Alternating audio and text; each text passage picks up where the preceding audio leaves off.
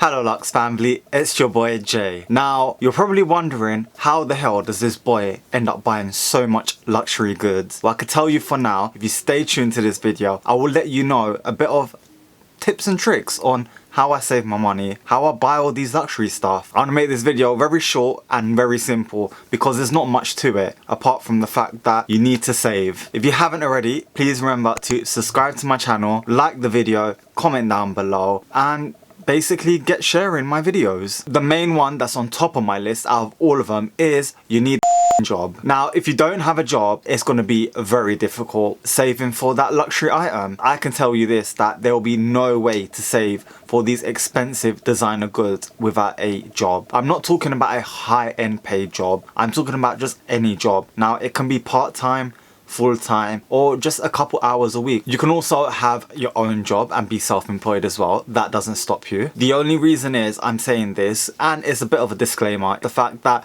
if you haven't got a job, the least of the things that you should be worrying about is designer goods. Now we got that out of the way, we can finally move on to some of the steps that I take to ensure I can save that coin. So number one, like me, I drink a lot of coffee, and when I say a lot, I mean maybe 5 cups a day. Now I would say if you love your Starbucks, your Costa coffee here in the UK, and all these little quirky places that charge £2.80 or up to £5 for a coffee, well, you need to stop that because it all adds up. You don't realize if you're having a coffee every day and you're spending $5 or £5, it all basically adds up to the end of the week. You can be saving that chunk of cash, put it in a little piggy bank for your luxury goods. What I done to curb my coffee craving is I ended up buying a chili bottle, as you lot saw before. Now at my workplace they do relatively charge like little coffee cups for like 20 pence, which is not that expensive, but it all that adds up, and that's why I go on about saving your coin. The next one I would say will be duty free. I spend a lot of money at duty free. I always go holiday once or twice a year, so I always end up saving up my money and then just making sure when I go to duty free I know someone who works there, so they're able to get me my products that I need. I will definitely say duty free is a big way to save a lot of that coin. Now I understand a lot of people don't like to take out credit cards for their luxury goods. Personally, if you have the money, I would say 100% to go and open up a credit card, only because a lot of the credit cards these days give you 10% back, £100 gift vouchers. You get more for what you're spending at the store. I would only say open a credit card if you have the money to pay off in full.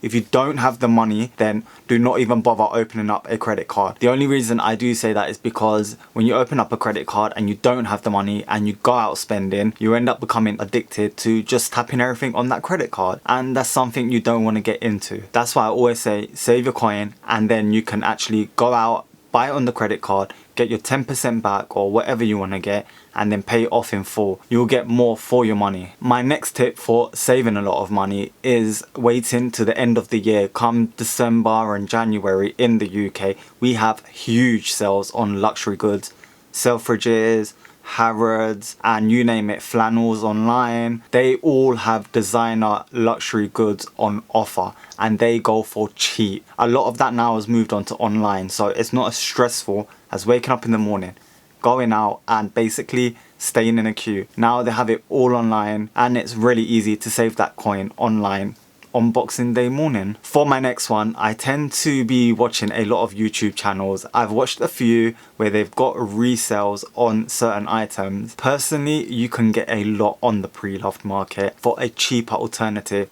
Now a lot of people say, well, I want it brand new, I want it this, I don't want it touched. The only reason I say this, there's a lot of items I have and I hardly use, and I do regret buying full price. Now if I brought that in the pre-loved market, I would have saved myself so much money and so much coin. I would recommend checking that pre-loved website out before you end up going to the boutique themselves. Now for this one, I learned quite a long time ago, when it comes to birthdays, holidays, and anything that people give you gifts for, instead of gifts, ask for money. The gift that they're going to get you, you probably wouldn't end up liking, using, and you probably end up selling. For the next one, I would personally say every time you get paid from your job is to take a small amount and put it to one side, whether that be in a different account, a little box in your room, whatever suits you the best. When I do that, I find that I tend to spend less and I kind of feel like I can gauge on, it's really hard to say. I can gauge on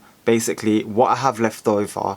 I'm like, great, I've only got X amount to spend for like 3-4 weeks and I need to make that last. That's how I tend to save quite a lot, and I've saved quite a lot by doing that as well. And I've always learned the day that you get paid, take that amount out and put it to one side. If you wait to halfway through, the week after, or the end of the month, you're gonna realize, wait, I've got nothing to put aside. So every time you get paid, just take that small chunk out and put it to one side. Last but not least is do not impulse buy. Now, it's come to the stage where on Instagram there's so many pictures and just floating about of stuff that's going to come out from Louis Vuitton, Chanel, you know, Fendi, Dior, and then you're like, I need to buy that, I need to get that, and I want that from Chanel, and I want that from Dior. This is the stuff that makes you want to impulse buy. So what I done when I was getting my Rolex, I ended up unfollowing quite a few of them pages and just basically putting them on a block list so I could not see them, and it really worked. So that is one of the ways I ended up saving a lot of money for my Rolex watch. And if you haven't seen that video, I'll put it all in the description down below. Okay, I think I've given enough tips and tricks on how I think you can save for your personal goal.